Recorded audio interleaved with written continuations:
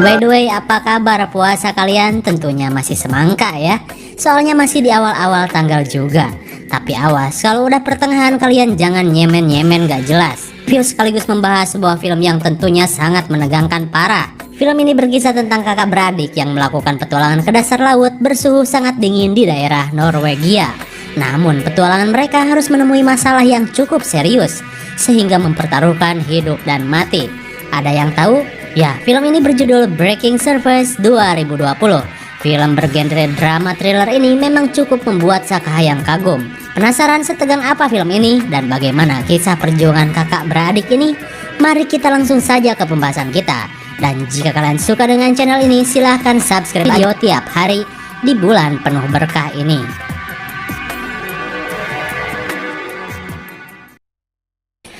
Film ini diawali dengan gonggongan seekor anjing di pinggir dermaga seolah mendeteksi adanya bahaya. Hingga tiba-tiba seorang bocah keluar dari air dengan sangat syok. Ia pun meminta tolong kepada ibunya karena sang adik terjebak di bawah dermaga ketika mereka sedang berenang. Sang ibu pun segera menolong si adik yang bernama Tova. Untung saja Tova terselamatkan. Seraya ibunya berkata, jika Tova mati itu semua adalah salahmu. Ida kecil pun sangat syok mendengar perkataan dari ibunya itu. Ternyata semua itu adalah kenangan traumatis semasa kecil. Kini ia sudah dewasa dan sudah berkeluarga, mempunyai satu anak yang berumur 5 tahun. Namun sepertinya hubungan keluarganya tidak harmonis. Rumah tangga Ida dengan suaminya berada di ujung tanduk. Hingga ia meminta izin kepada anaknya untuk pergi menyelam bersama bibi Tova dan juga nenek. Lalu mengatakan ayah dan ibu akan baik-baik saja. Kau tidur saja karena ini sudah larut malam. Kemudian scene beralih kepada seorang wanita cantik penyelam berbakat bernama Tova. Benar sekali, ia adalah adik dari Ida yang tadi kita lihat. Kemudian ia ditugaskan untuk menyelam dan mengecek keadaan baling-baling kapal tanker yang lagi bermasalah. Tova pun mengeceknya dan tidak menemukan masalah apapun di baling-baling utama. Hingga ketika ia disuruh untuk mengecek pendorong kapal, tiba-tiba memang baling-balingnya terlilit jaring-jaring nelayan. Tova pun berbicara, pastikan mesin mati, soalnya aku akan masuk. Lalu ketika ia akan membuka jaring-jaring itu, Tova pun kaget karena kok baling-balingnya gerak. Namun seorang di atas mengatakan itu hal biasa. Tapi tiba-tiba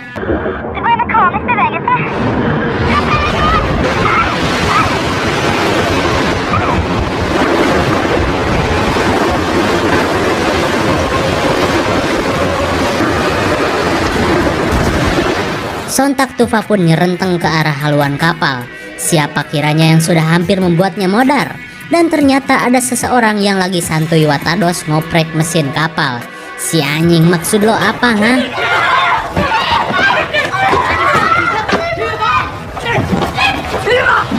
Setelah kejadian itu, ia pun pulang. Entah apa sih maksudnya, mungkin cuman miskomunikasi saja.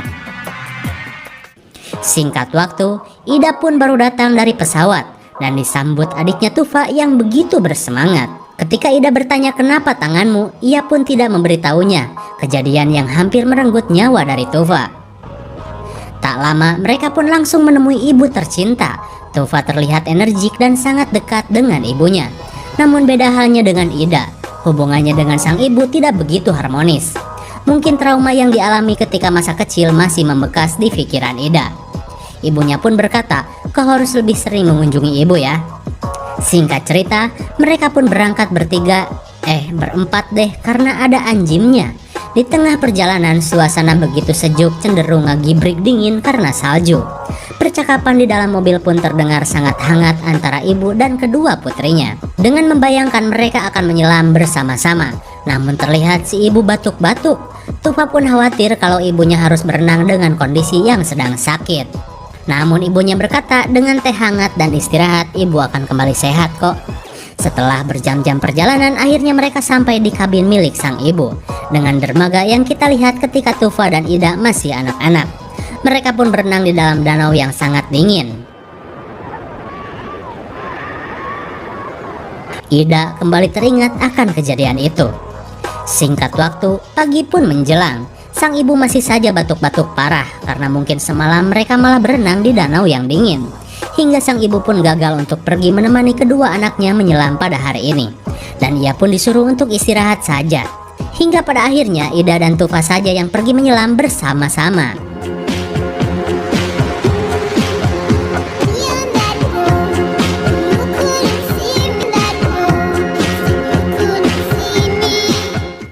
Terlihat pemandangan yang begitu luar biasa indah. Setelah berjam-jam perjalanan, mereka terhenti karena melihat seseorang yang sedang mengalami masalah dengan kendaraannya. Tufa yang mempunyai jiwa sosial yang tinggi bergegas untuk menolongnya. Namun wanita tersebut bilang gak apa-apa karena Kang Derek akan segera datang. Ida pun mengajak adiknya untuk kembali saja untuk lanjut jalan. Namun Tufa yang baik hati malah mengeluarkan dongkrak untuk membantunya. Gak peduli, pokoknya aku mau tolong. Lalu, hah? Kang Derek datang. Alhasil mereka pun kembali melanjutkan perjalanan. Singkat cerita, sampailah mereka di sebuah tempat pinggir tebing bersalju yang cukup indah dipandang. Mereka pun bersiap dan prepare alat-alat selam. Tufa mengatakan ibu dan aku sering sekali ke tempat ini untuk menyelam. Perkataan itu membuat Ida merasa cemburu karena ia gak pernah diajak oleh ibunya. Di bawah tebing mereka pun mempersiapkan segalanya. Bahkan Knut, seekor anjing lucu, pun membantu mereka mengambil kayu bakar. Hingga tiba-tiba, tanpa disangka-sangka, batuan dari tebing itu jatuh mengenai perapian. Untung saja nggak kena babatok, kalau enggak bisa bucat tuh pala. Melihat kondisi itu, mereka pun sadar bahwa tidak aman berada di sini. Segera Tufa memindahkan peralatannya ke bawah batu supaya nggak rusak ketiban bebatuan. Singkat waktu, persiapan pun selesai dan mereka akan segera menyelam di air yang sangat dingin. Terlihat Tufa yang seorang penyelam profesional membenarkan peralatan kakaknya. Ia pun melemparkan pelampung jika sesuatu yang tak diinginkan terjadi, berguna sebagai tanda mereka sedang menyelam di tempat itu. Lalu sampailah mereka di celah-celah rongga bawah laut. Tufa pun menjadi pemimpin perjalanan. Suasana sekitar semakin lama semakin menyempit, membuat Ida sedikit ketakutan. Namun Tufa tetap menenangkannya dan masih excited. Hingga sampailah ia di lubang yang cukup lebar. Tufa menyuruh Ida untuk mengeluarkan oksigen ke permukaan air. Rupanya Tufa memperlihatkan shelter penyelam di dalam goa bawah laut, di mana mereka bisa bernafas tanpa tabung oksigen. Tufa juga memperlihatkan ukiran nama dirinya bersama sang ibu yang sering mengunjungi tempat itu. Namun rasa jealous dari Ida membuatnya marah karena ukiran di batu tidak ada inisial dirinya. Kocak sih, agak sedikit kekanak-kanakan si Ida ini. Akhirnya ia pun ngambek dan melanjutkan penyelaman. Singkat waktu sampailah mereka di ujung goa yang langsung tembus ke lautan lepas. Mereka pun terkagum-kagum dengan suasana di tempat itu. Hingga datanglah paus pembunuh mendekati mereka.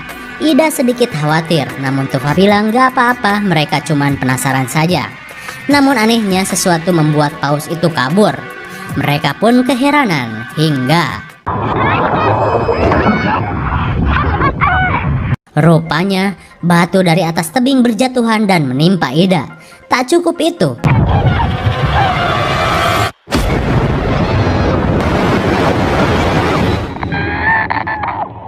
naasnya sang adik Tufa tertimpa batu besar dan terseret masuk lebih dalam ke dasar lautan. Ida pun panik seedan-edannya melihat kejadian itu. Ida pun segera menyusul adiknya. Dengan keadaan gelap, ia terus mencari sang adik. Untung saja komunikasi di radio masih terhubung. Ida pun menyelam mencari dengan arahan dari Tufa.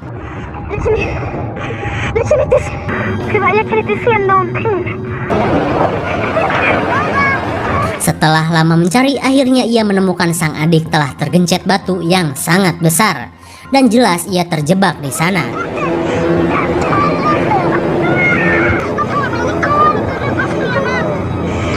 Namun batu itu tak bergerak sedikit pun.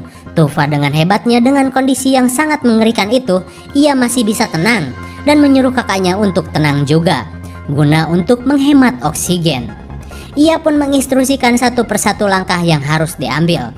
Tufa pun menyuruh Ida untuk menandai lokasinya dulu. Barulah Ida disuruh pergi ke permukaan untuk mengambil oksigen cadangan juga dongkrak yang ada di bagasi mobilnya. Mendengar itu semua, Ida pun bergegas berenang ke permukaan.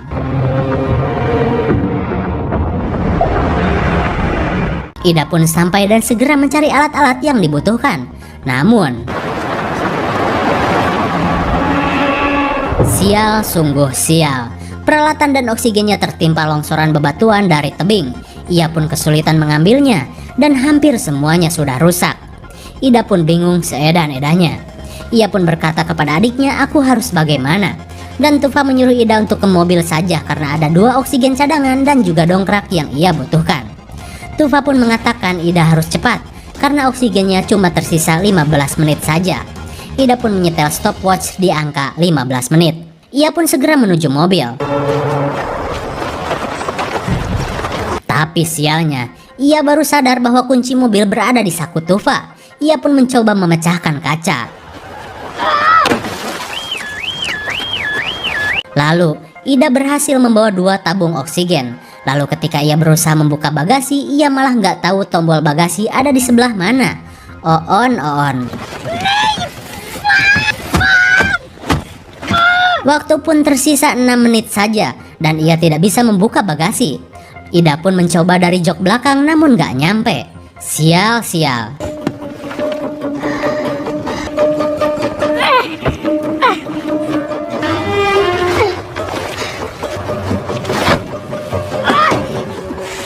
Berbagai cara ia lakukan untuk membuka bagasi, namun sia-sia.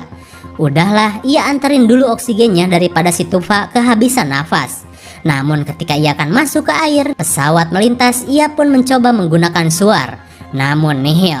Sedangkan Tufa berbicara bahwa oksigenku sudah berada di angka 0. Mendengar hal itu, ia pun segera masuk ke air. Tapi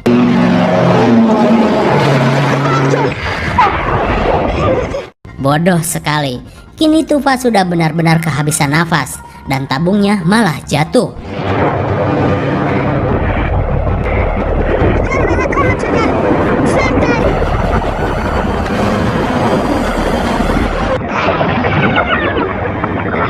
Untung saja Tufa masih terselamatkan.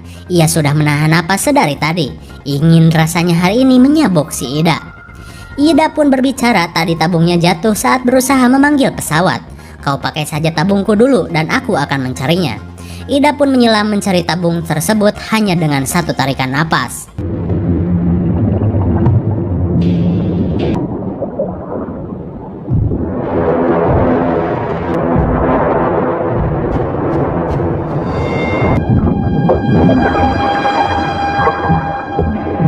Namun ketika ia sudah mendapatkannya, Ida malah kehilangan arah dan nafasnya sudah mulai habis.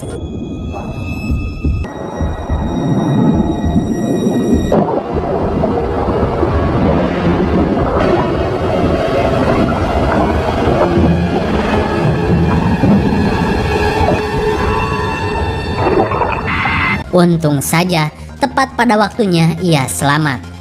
Setelah tabung sama-sama terisi, mereka jadi punya sedikit waktu. Ida pun bergegas ke permukaan untuk mencari dongkrak di mobil. Namun Tufa menyuruh Ida untuk melakukan dekompresi terlebih dahulu, karena ia sudah berkali-kali naik turun di kedalaman. Namun Ida yang terburu-buru tidak menghiraukannya. Terlihat kondisi Ida sudah mulai aneh karena efek misdekompresi, namun ia berusaha menguatkan diri. Setelah sampai di mobil, ia pun mempunyai rencana untuk mencari bantuan ke rumah terdekat di peta. Si anjing yang bernama Knut pun menggonggong tak henti-hentinya karena ia merasa Tufa tidak ada. Ida pun kesal dengan Knut.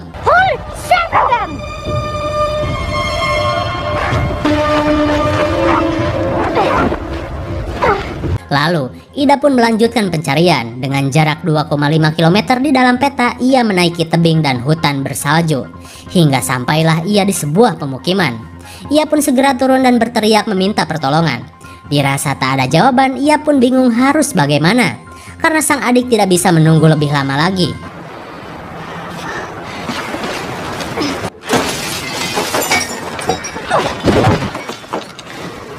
Ia pun nekat masuk tanpa izin.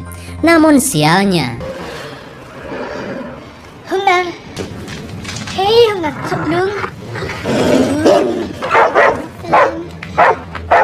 si pemilik rumah memiliki anjing galak.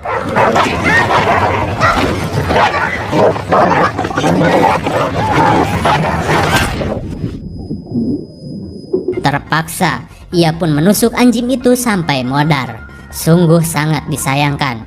Sialnya lagi, baju selamnya bocor karena gigitan tadi. Lalu Ida pun mencari alat komunikasi. Kebetulan ada sebuah laptop, namun kesialan tak kunjung berhenti. Si pemilik rumah lupa bayar internet, jadi gak ada jaringan. Suwe-suwe. Ia pun frustasi parah. Dirasa semua percuma, ia pun meninggalkan catatan bahwa ada 2 penyelam yang terjebak di kedalaman 33 meter di sekitaran tebing. Berharap yang punya rumah meminta bantuan. Lantas Ida kembali mencari peralatan yang ia butuhkan.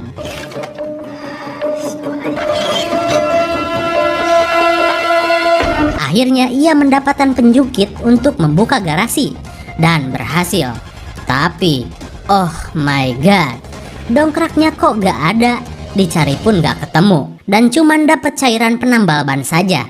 Ida pun curiga dongkraknya ketinggalan saat berusaha menolong orang di jalan raya. Ia pun mulai capek dan pasrah.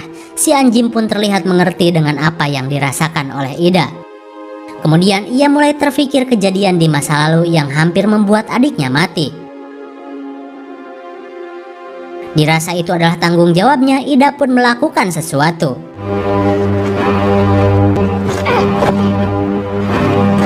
Ida pun mengambil tiang jalan untuk dongkrak dan menambal baju selamnya menggunakan cairan penambal ban.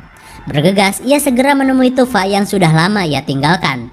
Namun saat ia sedang prepare,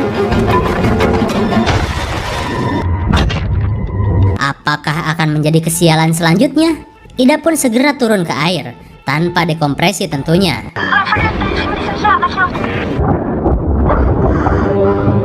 Terlihat Ida sudah merasakan efek sampingnya. Ida pun berusaha mendongkrak batu yang menimpa adiknya itu.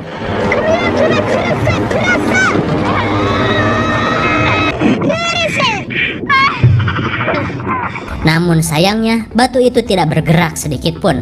Oksigen pun terkuras karena usahanya itu. Lalu Tufa menyarankan agar mengganti celah. Lalu mereka pun berusaha kembali dengan pertaruhan hidup dan mati.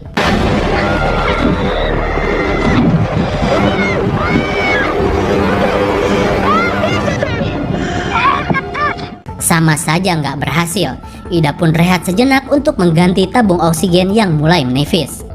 Namun sial lagi, akibat benturan tadi klep oksigen tak berfungsi dan tak mengeluarkan udara. Mereka pun syok dengan situasi itu. Sia sih demen banget sama barang jatuh. Lalu di pertaruhan terakhir sebelum oksigen habis, mereka berusaha sekali lagi.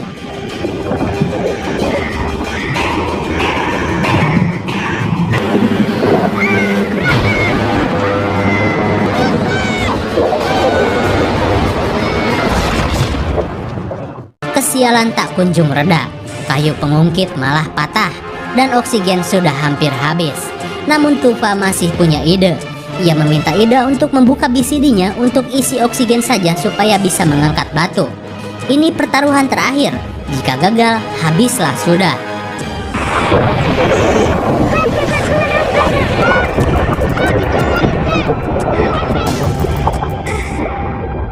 Oh tidak, BCD-nya malah bocor dan udara terbuang percuma. Ini adalah akhirnya menurut Tufa, dan tak ada cara lain, semua sudah ia coba. Lantas Tufa pun berbicara, sayang sekali ibu tidak bisa menemani kita di sini. Kau kembali ke atas saja dengan tabung gas yang tersisa, dan biarkan aku mati di sini. Itulah pilihan Tufa. Meski Ida menolaknya, namun percuma jika seperti itu terus, mereka berdua akan mati bersama-sama. Dan ketika tabung Ida habis, ia pun memakai punya Tufa. Dan Tufa pasrah akan hidupnya. Apalagi semua orang tahu mati tenggelam adalah mati paling menyakitkan.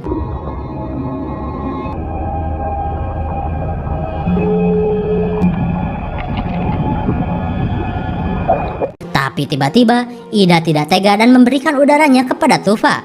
Ia pun segera naik ke permukaan tanpa tabung oksigen.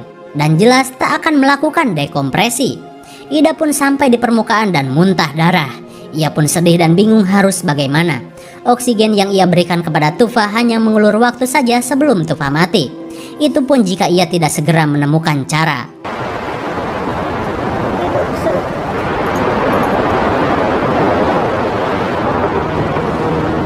Tapi tiba-tiba ia mempunyai cara dengan sebuah penambal ban. Ida pun segera kembali masuk ke dalam air. Dengan bantuan batu penyebab bencana, ia pun meluncur.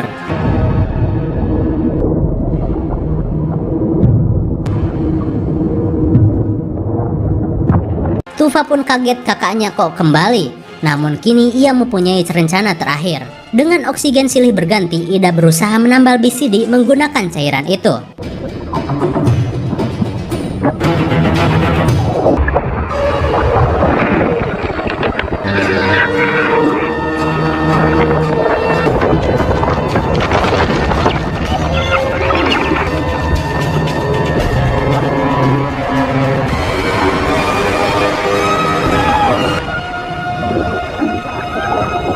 Syukurlah akhirnya cara itu bisa berhasil dan Tufa terbebas dari batu sialan itu. Mereka pun segera ke permukaan dengan menggunakan satu oksigen secara bergantian. Namun Tufa sadar kelakuan kakaknya sudah aneh, bahkan dari telinganya sudah keluar darah. Itu karena efek kakaknya yang tidak melakukan dekompresi secara berulang-ulang.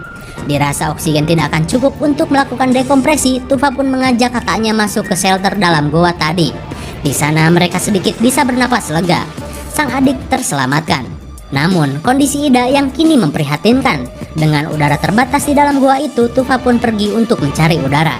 Karena keracunan CO2 akan mengakibatkan halusinasi sampai kematian. Setelah beberapa saat, Tufa kembali membawa sedikit udara dari luar menggunakan alat BCD-nya. Namun itu tidak cukup. Hingga akhirnya mereka teringat akan tabung yang macet tadi. Mereka berencana untuk membongkarnya di dalam gua sempit itu. Tufa pun menyelam dengan satu tarikan nafas. Jelas saja beresiko tinggi. Setelah beberapa saat, Ida kembali teringat ketika mereka masih kecil. Ia pun berusaha membantu Tufa.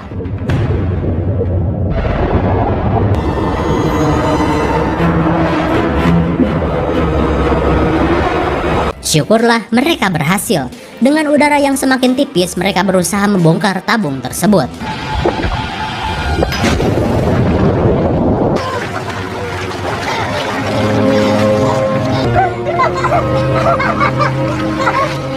Akhirnya udara segar keluar. Mereka pun sangat gembira. Namun selang beberapa saat, Ida yang semakin parah membuat Tufa kebingungan harus bagaimana. Akhirnya Tufa membawa kakaknya keluar dari dalam gua itu. Dan di saat bersamaan, untung saja ada helikopter yang datang menyusul mereka. Mungkin saja catatan yang dibuat Ida di rumah warga berhasil. Tufa pun meminta tolong. Dan syukurlah Ida masih hidup. Kedua kakak beradik ini akhirnya selamat. Dan film pun sudah berakhir. Bagaimana? Sangat menegangkan dan bikin kita sesak napas parah ya. Untung saja kakak beradik ini bisa selamat meski dengan banyaknya musibah yang mereka alami.